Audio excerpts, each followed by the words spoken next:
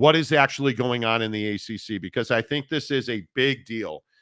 We have talked about it pretty much as details have come out about the ACC lawsuit where they are battling Florida State and Clemson for a way out of the ACC for Florida State and Clemson and perhaps others. But we had also told you about, 3 weeks ago now, that settlement talks had begun between the ACC, Florida State, and Clemson to try and settle this lawsuit. Those talks essentially were constructed around the idea that Florida State and Clemson would stay in the ACC and that they would go to a merit-based revenue distribution system. And it seemed like there was significant momentum. Has that changed? I don't believe that it has changed. But what I think is, according to sources who told me yesterday, that there are no talks happening or currently scheduled as members of the ACC listen to this smash cap Project Rudy proposal, that talks are on hold, if you will, because it does not make sense for Florida State, Clemson, or anybody else in the ACC to leave this conference if a Super League is going to happen in 2 years.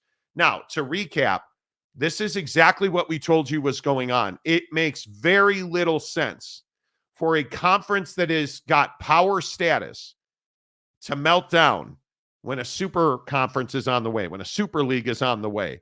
And I think this is ultimately the result that college football needed to happen. If the ACC were somehow to melt down, and again, I want to reiterate, our sources have continuously told us there is no avenue for Florida State or Clemson to win this lawsuit against the ACC. This lawsuit was brought essentially for the purpose of negotiating a settlement. There's been no aha moment. There's been no gotcha moment. When you look at the ACC getting a court order to turn over the television agreement it has with ESPN, that was supposed to be the smoking gun, the escape hatch, if you will. That never materialized.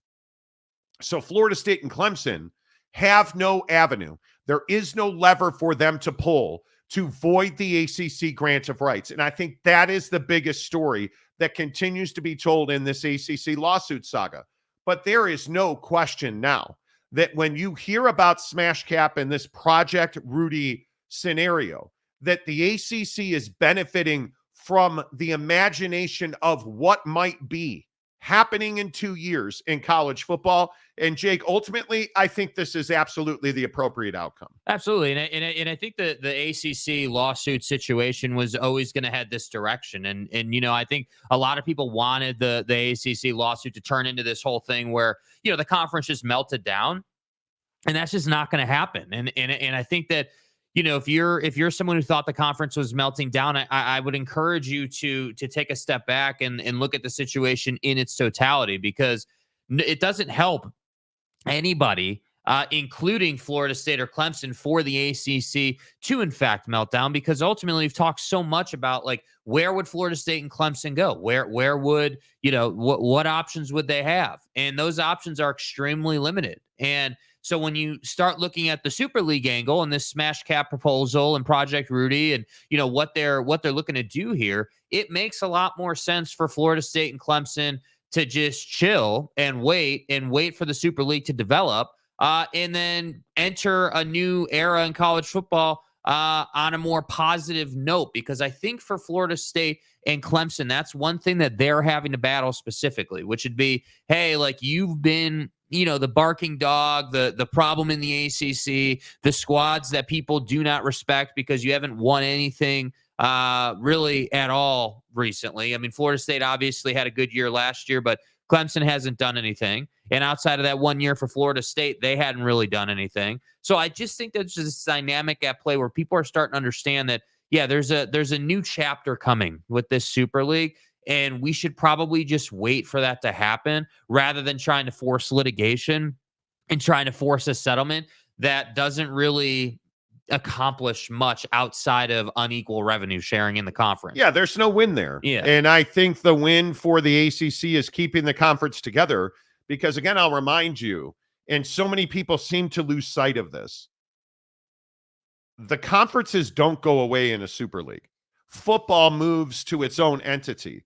But ACC basketball, baseball, hockey, field hockey, track and field, whatever the sport is, remains under the ACC umbrella, as it does in every other conference.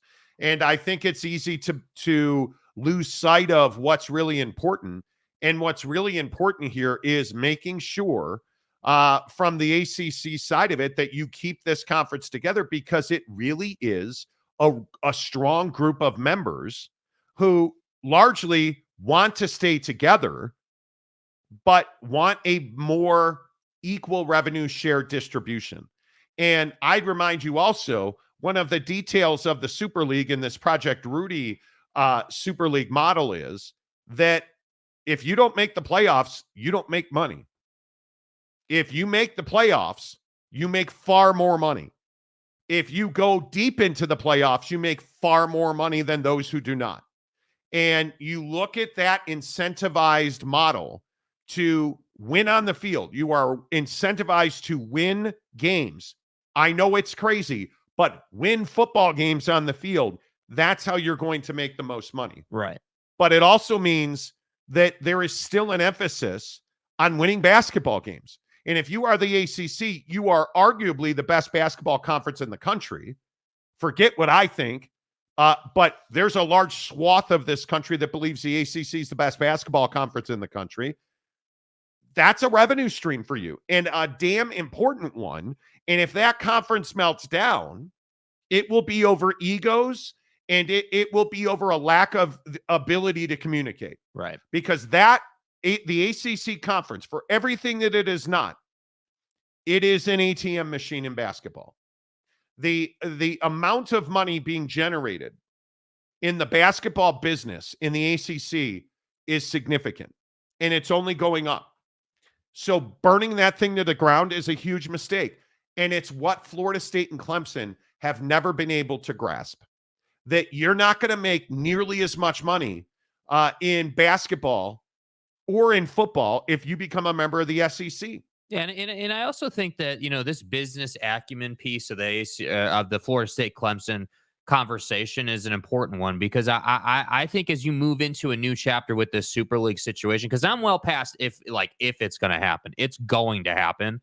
And I think when we see the 70-ish, teams that are going to get into this thing, like I think we're heading into a time where if you're not liked, if people don't want to do business with you, that's going to make it harder on you. Like, I do agree, obviously, that the structure of this thing is, hey, if you go deeper in the playoff, you're going to make more money. But I also think there's this large swath of money-making opportunity that it happens off the field as well. And yes, it is somewhat connected to winning ball games on the field and on the court. But we all know this, if you're not liked in the room, if you're the guy in the room that, stands out like a sore thumb and people don't really want to talk to you. People don't trust you. Like, that's really going to hurt your ability to make money in this new era that we're kind of heading into. And I think for Florida State and Clemson, we're sitting here talking about why these talks are on hold for a settlement. I think for them, that's a really important piece. And I wonder how seriously they take that, because up until that whole part about, ESPN, the contract, we're going to find nefarious activities. Up until that point, they were like talking a bunch of junk, hating. They were punching each other in the face repeatedly. Yeah. They were going head to head in the ring, trying to find that smoking gun. And as I've told you for 2 years, since all of this started, there's no smoking gun. Yeah, it just never materialized for them. You have tried for years to get out of the ACC grant of rights. You have spent hundreds of millions of dollars, and you've got nothing in return. And you thought that getting access to the ESPN ACC TV contract would do that. It did not. And you look at the procedural moves, because that's all that's happened in this case. Procedural moves. Like, what was it? 2 weeks ago, the ACC filed an appeal of the venue where this case is being heard. Like, it's all procedural. Yeah. And now you start hearing that the Super League is real. Like, I talked to a TV guy yesterday who said this is as close as we have ever been to solving the NIL revenue sharing money hole that is going to open up in the coming years for athletics in these universities. Well, and think about how much anxiety that causes universities. I mean, A lot. obviously, like we talk so much about like the big boys, right, who are making the most money, Ohio State and all the usual suspects. But like for those schools, it's not anxiety. It's just like, all right, we got this new line item, $22 million-ish a year, depending on how much we make, and we'll be able to handle that. We just need to make sure that we kind of backfill that, and we'll be fine. But you think about even like, I hope people understand, even a mid-table SEC team, Vanderbilt as an example.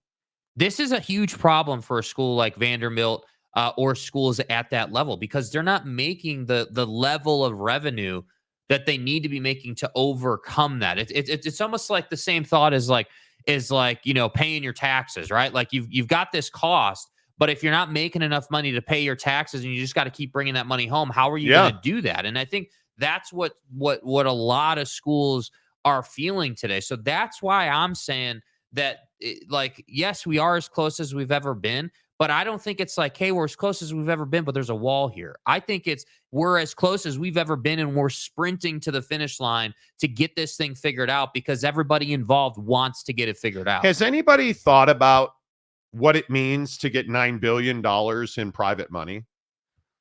That's the other part of this conversation that I think most people don't understand. And in our comment section yesterday, there were a lot of people saying, stop comparing Boise to Michigan. That's a bad comparison. The reason that we compare Michigan, Ohio State, Bama, Georgia, all the biggest programs in football, to the G5, if you do some simple math, and let's say it's 70, do you guys know what 9 billion divided by 70 is? $128.5 million. That's what each of these teams, these universities, would be on the hook. That's their equity share. If you get a 70-team playoff, and let's say it's equally distributed, and I'm not promising you it will be, Smash Capital comes in with $9 billion, drops it into a pot. They spread it out over 70 universities. It's $128.5 million per school. Does Boise State have the same ability to repay that equity with juice on it? I would assume. Let's call it $150 million. Because that's a number a TV guy gave to me yesterday. It's going to cost every one of these 70 universities $150 million each to pay back the private money. Right. Does Boise State have the same ability as Ohio State, Michigan? No. And I also Georgia, Bama. I also think, do they have the ability, but do they have the confidence in the mechanism that they're looking at to pay that back, right? So like what does paying it back look like? Does paying it back simply look like, hey, you got to go deep into the playoff? Can paying it back mean, hey, like whether you go deep in the playoff or you pull that out of your school's coffers or whatever, you got to pay that check back? Like that's the part that I think that schools are extremely wary of, because again, if you're the big dogs, you're not worried about this because you're there every single year. You have the best talent. You're playing in the biggest games already. Like you've been playing in the biggest games. So the foundation that you're working on is hundreds of millions of dollars deep already. So you're able to cover that more easily than Boise State. But I think people saying, oh, well, Boise State and Alabama is a bad comparison. It doesn't matter if it's a good or bad one, because frankly, the NIL settlement doesn't care who you are. So let me get this right. You're going to pay $10 million a year in the NIL settlement.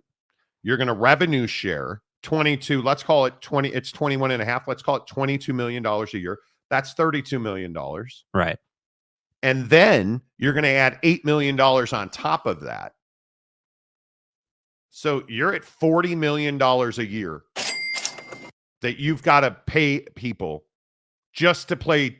That's just to play college football. Just to show up. You're pushing $40 million out the year in expenses. And then you got to buy equipment and maintain your stadium and pay all that staff. So, and when you talk about insurance. Good or bad comparison, hey, Boise State's been, as an example, investing in their facilities. They've been expanding. They've been trying to improve. So everything from hot dog sales and ticket sales to Buddy in your sales department closing the local dealership is going to matter. So when we talk about, hey, like, unequal opportunity, like we got people in our comment section that are all pissed off about the fact that most of the G5 isn't even going to sniff this opportunity because Doesn't they just want to sniff like this opportunity. and saying that it's unfair. And it's not unfair. You guys, do you understand the cost that it will be? I mean, you're looking at, tens of millions of dollars. If you're the G5, if you are, pick your poison. Who's the biggest G5 program? Memphis, UNLV, because we have a ton of UNLV listeners on the show. Does UNLV have the wherewithal financially to inject $100, $150, $200 million into their football program? Not athletics, into their football program. Yeah. That's an initial outlay, is probably what it would take. It's not going to be cheap because you've got to pay for a lot more scholarships. You've got to pay for a lot more human infrastructure. Now, you have a great stadium set up, but you're leasing your stadium. You are paying per game to play at Allegiant Stadium. But also, like, if you're UNLV is a great example. If you're UNLV, how can you go to all your local partners? Like, everybody from casinos to business owners to anybody who's got money. How can you go to them and say, hey, look, man, we're trying to take this step up into the Super League, and this is how it's going to benefit you. That's what UNLV and schools like that are going to have to sell to get the cash infusion from the local community. Because I'm telling you, it can't just be donors and just people who are typically around your program donating. That's not enough anymore. Like, you're going to need, like, if just as an example, if you could figure out how to get MGM, if you could figure out how to get the big boy casino guys in Vegas to help you through this process, you're going to have to show them how it benefits them in return. Yes. So that's why I'm saying, like, we're no longer just talking about, well, Jimmy's going to show up and play some football games and, hey, you want to put your sign in the stadium? Like, that's not what we're talking about. Dude, they're paying $2.5 million this year to rent Allegiant Stadium for 6 games. Like, that's a lot. I want to see great football played. What I don't want to see is G5 teams trying to compete financially with the big boys of college football, because it's not going to happen. And if you think about the money, I just showed $40 million on top of $2.5 million. Now you're at $42.5 million in costs that you're just cutting those checks every year. So can you at UNLV afford that? No. And instead of doing that, and this is why I'm so adamant about the G5 having their own system, because if the G5 can opt out of this part, but through that process opt into, hey, we have our own system, this is how we're going to make money. It's not going to stretch our budgets 250% to do it. Like, that makes a lot more sense. And by the way, it's much healthier for the overall system, because even Absolutely. with the Super League coming in, the big boys still need the G5 on some level from a talent recruiting perspective. Do you understand how many kids come through the portal from G5 schools into power programs? Like, that relationship is there. And who's one of the ones we know really well now? I don't know, Matt Sluka at UNLV. Yeah. Big programs don't have that problem. All I'm saying here is, listen, the ACC is, in my opinion now, based on people I've spoken to, is going to stay intact. The Super League is an ultimate reality. That's going to happen. Yes. And in my opinion, I think 85 to 90% of the G5 will opt out. 100% of the FCS will opt out, just on the inability to afford the cost. I think there's going to be some FBS that opt out. I think there will be a dozen shocking schools that opt out. of the College Football Super League. And here's the question I ask. If you opt out of the Super League, do you qualify for the NCAA tournament? Great question. That's a huge how does the Super League change the parameters of the NCAA tournament? Because are you telling me that Florida State is just going to be quiet about revenue now? Well, I mean, I think it goes That's back to not going to happen. I think it goes back to the old Sankey clip that we've been playing, where he talks about, hey, we don't want to water down the quality of the Southeastern Conference as part of this Super League situation. And I think that thought about the basketball tournament kind of plays into what he was saying. We don't want to take less because you have less. That's what he is saying right here when he talks about not lowering himself as the commissioner of the SEC. Listen to Greg Sankey's words, what he says about a Super League, and he's talking about the G5 here. I don't want to dumb down the Southeastern Conference to be part of some Super League notion with 70 teams that some people speculate would happen. They want to be us, and that's on them to figure it out, not on me to bring myself back to earth. He's not. And I agree with him. If you're the SEC, you're going to make the decision here.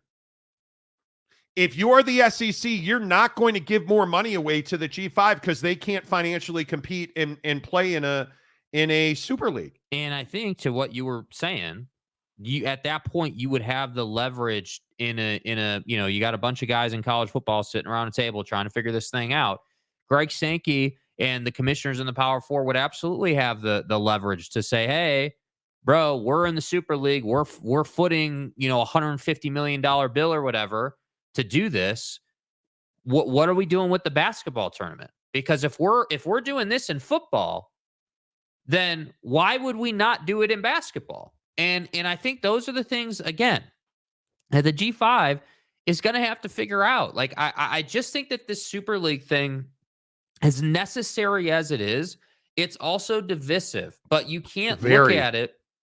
You can't look at it and be like, well, the big boys are just trying to cancel out the G5. No, what the big boys are trying to do is play on their own account, essentially. They're basically just trying to play in their own sandbox, let the G5 do their thing. And if a G5, because I do think this is another angle on it, but if a G5 at some point down the line, wants to save money and step up into that, they can do that.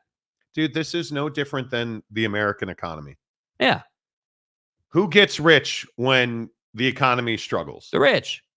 Who gets rich when the economy's booming? The rich. This is no different. This is NIL, and these settlements are an opportunity. The G5 are looking at it as a problem. The P5 or the P4 are looking at it as an opportunity. They're going to push the G5 out, and they're going to take the lion's share of the revenue. Yes. And these 70 teams that play in the Super League, if that's what the number turns out to be, if these 70 teams that play in the Super League are willing to put that money up and you're not, that's just the simple reality of life. You can't afford the same house that I can afford. Yeah, and you can't drive the same car that I drive. Yeah. That doesn't mean you can't have a house and you can't drive a car. And it doesn't make you a bad person. It doesn't make your school a bad school. And it does not make those 70 teams bad people. It just doesn't. And this idea that, and I want to say it was Phil Venzer or somebody on Twitter was just railing about how these kids are here for an education. Well, who are you to make that judgment? Yeah. Who are you to say to a kid, hey, you know what? That scholarship's enough. Yeah. Because it's that thinking that started this problem in the first place. Yes. These kids that they're getting paid with a scholarship, they're also walking away with debilitating lifelong injuries. They're also walking away with CTE and concussions. And what is it? 1.5%, 2% of kids that play in professional sports? How many female softball players get a paycheck to play softball after college? Yeah, very few. Almost none. And the paycheck they would get is next to nothing. Zilch. Yeah. I mean, if you look at the sports that generate paychecks professionally, football, basketball, soccer, baseball. Like, you look at it, it's very few athletes in college. So I just don't understand why we believe that we should repress kids that have athletic ability because you don't want these universities to achieve. That's just not what we are ever going to be about. Yeah. It just isn't. And it's this idea that we have to have the same car as our neighbor. No, you don't. No, you don't. And if you would grasp this concept that comparison is the thief of joy, if you would grasp this concept that everybody ain't able and maybe they shouldn't be, you wouldn't be so pissed off about a Super League. Because I'm telling you now, if UNLV or Boise State or any other G5 is putting out $50 million extra a year on football alone, that's bad for the average non-athletic student at those universities, because that money's coming from somewhere. I just think we lack so much perspective because we want ours to be the best. It's not that you want yours to be the best. What you should be hoping for is that that UNLV and all these other G5s do their very best and meet their maximum potential. Yes. That's what you should be hoping for. I'm sorry that you can't win a national championship if you're a G5 university today, because it ain't happening. But that doesn't mean you can't be the very best G5 program in the country. Yep. That's the reality of it. All right, let's get your thoughts in here. As always, the comment section presented by our friends at Prize Picks. Prize Picks. Go ahead. Show me some Beethoven.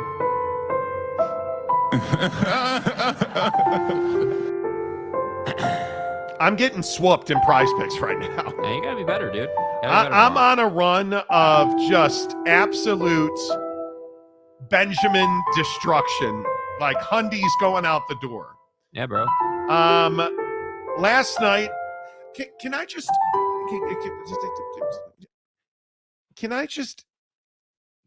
no, leave it, let it play. Can I just tell you how much I hate the Kansas City Royals? Their barbecue in Kansas City is not good.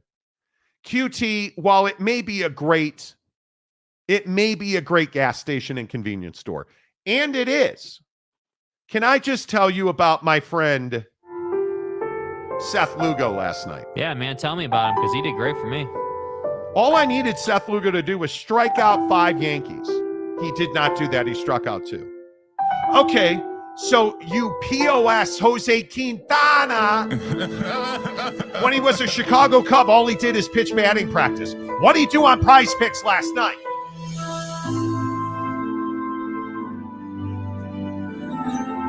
Feel the sadness sinking in as though you're a G5 and wanting to be in the power conferences. Let it seep into your soul. Jose Quintana last night struck out 6 Philadelphia Phillies. Oh, you cowards. Oh, my God, dude.